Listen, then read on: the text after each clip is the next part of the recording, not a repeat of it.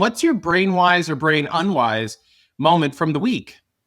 So one of the things that I've been depressed about is the political situation here in America.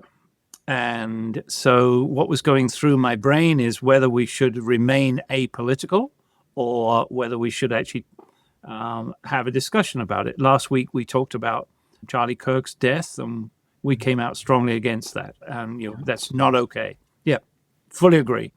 But what I realized is that will be a difference between making myself brain wise or brain unwise. But it was more important for our brain wise listeners that we offer them a safe and neutral space. So that's why I elected we're going to remain agnostic.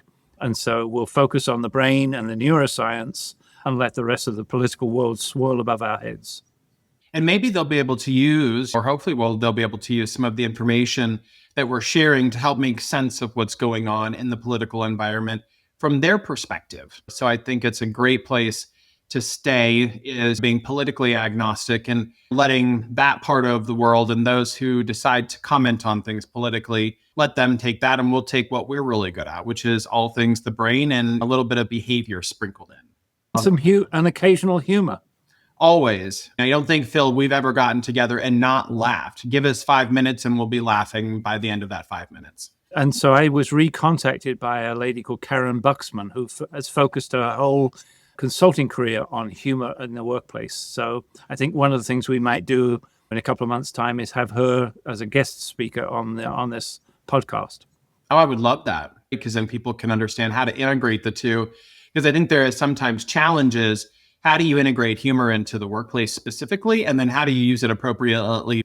And I think that's an important point you just made, how to use it appropriately. You and I are really good at using it inappropriately. Exactly. This week started off strong and it's ending strong. So that's not unfortunate. That's actually positive.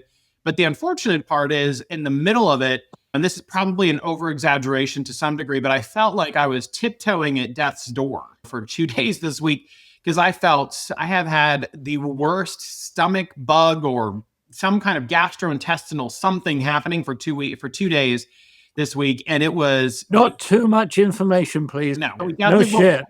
But thankfully I am in a much better place now, feeling good. My body is healed. I feel back to 100%, which is great. And so I would say I probably didn't have many intentional brain-wise moments this week, because my body just went into kind of autopilot for a couple of days. And really what it was is my brain saying, Cole, you need to take a break. You need to slow down, rest, and get better. And that's what I